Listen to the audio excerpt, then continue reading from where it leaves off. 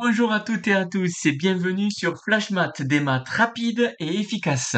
Alors aujourd'hui, nous allons revoir comment on effectue la multiplication, une multiplication en calcul posé. C'est à destination des élèves en apprentissage, mais aussi à destination des parents qui veulent du coup revoir comment on enseigne la multiplication à leurs enfants pour pouvoir potentiellement aider leurs enfants. Alors, je vais partir sur cet exemple-là, c'est-à-dire on va prendre 43 multiplié par 26. Alors déjà, avant de faire 43 multiplié par 26, on apprend à faire 43 multiplié par 6 et on explique bien que on fait 6 fois 3, 6 fois 40 et 6 fois 3. Parce que 43, c'est 40 plus 3. Donc, 6 paquets de 43, enfin plutôt 43 paquets de 6, c'est 40 paquets de 6 plus 3 paquets de 6. Donc, on fait 6 fois 40 et 6 fois 3. 6 fois 40, donc du coup, on a 6 multiplié par 4 dizaines. Donc, ça veut dire qu'on a 24 dizaines. Donc, ça veut dire 24 dizaines, ça s'écrit 240. Et 6 fois 3, ça nous fait donc 18. Et 240 plus 18, ça fait le 258. Puis, après, on voit justement la méthode en se disant, on fait 6 fois 3, ça fait 18. On pose 8, on retient. Alors, on retiendra le 1 soit sur le côté, soit sur le chiffre au-dessus du 4. Là, c'est comme on veut. Je vais le poser sur le côté. Et après, on fait 6 multiplié par 4. 6 fois 4, 24, plus 1, 25. Il est très important de comprendre déjà cette première partie pour comprendre pourquoi on ne fait pas d'abord 6 fois 4 et après 6 fois 3.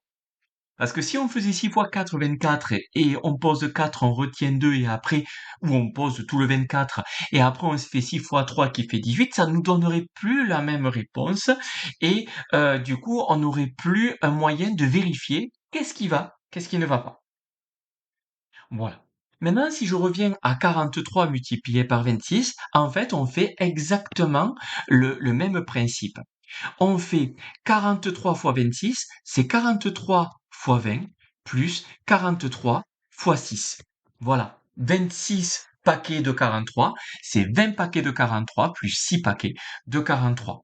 Là, de la même façon, 43 fois 20, du coup, c'est 43 fois 2 dizaines. Donc, on fait 2 dizaines de 43. 2 fois 43, ça fait 86. Et donc, ça nous fait 860, vu que c'est 86 dizaines.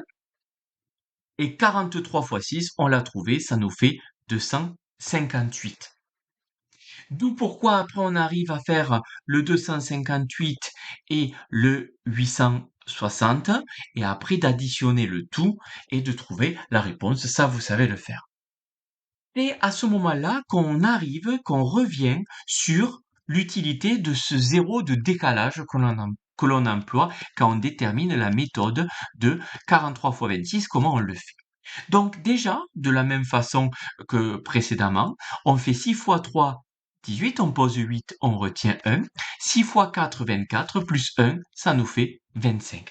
Et après, on dit, nous, on l'a appris aussi comme ça, on a dit, on met le zéro de décalage. Alors là, on ne dit pas qu'on met le zéro de décalage, on dit surtout que là maintenant, ce qu'on va faire, on va faire 43 fois 2 dizaines. Donc s'il y a 2 dizaines, ça veut dire que forcément, le premier chiffre qu'on va trouver, ça sera le chiffre des dizaines. Donc ça veut dire que le chiffre des unités, ça sera 0. C'est comme ça qu'on explique du coup le zéro de décalage.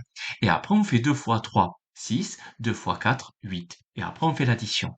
Et donc, bien sûr, vous le comprenez bien, si je fais 1224 fois 326, là, ici, on va faire 6 fois 1224, on va avoir une ligne.